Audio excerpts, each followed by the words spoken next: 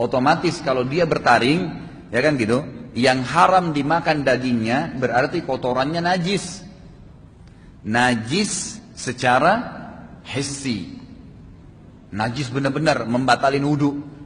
Kita kena kencingnya kucing, kotorannya kucing, itu langsung batal wudunya. Beda kalau kita tersentuh dengan kotoran hewan yang boleh dimakan dagingnya. Kotoran ayam, kotoran kambing, itu wudunya nggak batal. Sudah tahu belum nih? Jadi hewan yang boleh dimakan dagingnya, kalau kita keinjak kotorannya, wudunya nggak batal, cukup dicuci.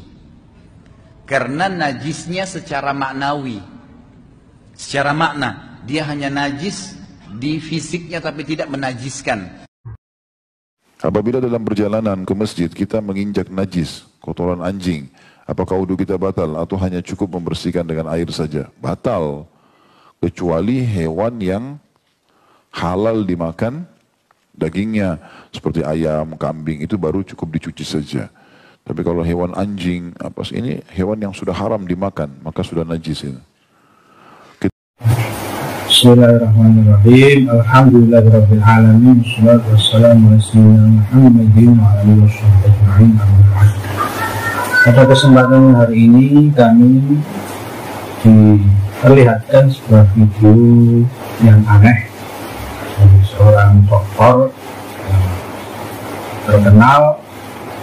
Kita menyampaikan sebuah kajian fikih itu mengganggu pikiran kami karena beliau merubah tatanan tentang najis yang selama ini banyak dipahami oleh masyarakat, bahkan yang beliau sampaikan ini juga tidak pernah diungkapkan oleh para ulama salaf, ulama Ahlussunnah wal Jamaah, dan para ulama a'immatul arba'ah 4 mazhab, yaitu Imam Abu Hanifah, Imam Malik, Imam Syafi'i, dan Imam Ahmad. Yaitu beliau ini membagi fikih tentang najis dengan mengatakan bahwa kotoran atau kencingnya hewan atau manusia dibagi menjadi 2, yaitu di mana hewan yang boleh dimakan itu tidak membatalkan wudu ketika tersentuh badan, seperti ayam, mungkin kambing, itu kalau tersentuh badan tidak membatalkan wudu. Nah, ini tidak aneh. Yang aneh adalah ketika dia berpendapat atau menyampaikan fatwanya menurut versi beliau bahwa kotoran hewan yang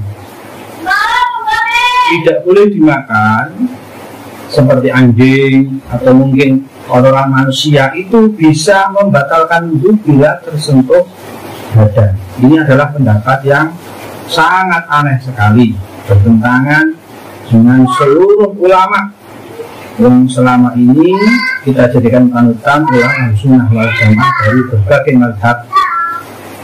Bahkan ini juga bertentangan dengan fatwa ulama Saudi yang diikuti oleh kalangan mereka, yaitu Syekh Abdul Aziz bin Baz.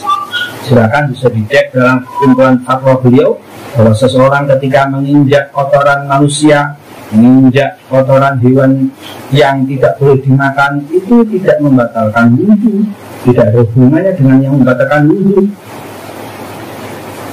tetapi cukup disiram saja, dibersihkan saja, disucikan saja, lalu kalau sudah punya wudu boleh sholat, tidak perlu mengulang wudu. Nah, kalau pembahasan tentang membatalkan wudu menyentuh kulit wanita yang bukan mahram, itu jelas dibahas oleh para ulama dan terjadi khilaf pendapat. Atau menyentuh zakar, itu juga ada khilaf pendapat dan dibahas oleh para ulama. Kita bisa toleran dengan perbedaan pendapat ini. Tapi kalau sudah perbedaan yang menyimpang dari seluruh ulama Ahlussunnah wal Jamaah, maka ini tidak bisa diikuti. Jadi kita sampaikan pada umat khususnya untuk tidak mengikuti pendapat ini, karena pendapat ini bertentangan dengan mayoritas Ahlussunnah wal Jamaah. Bahkan pembagian najis yang beliau sampaikan, kami bisa katakan itu pembagian yang dibuat-buat atau mungkin bisa dikatakan bid'ah sendiri seperti yang sering mereka sampaikan. Sekian, Assalamualaikum warahmatullahi wabarakatuh.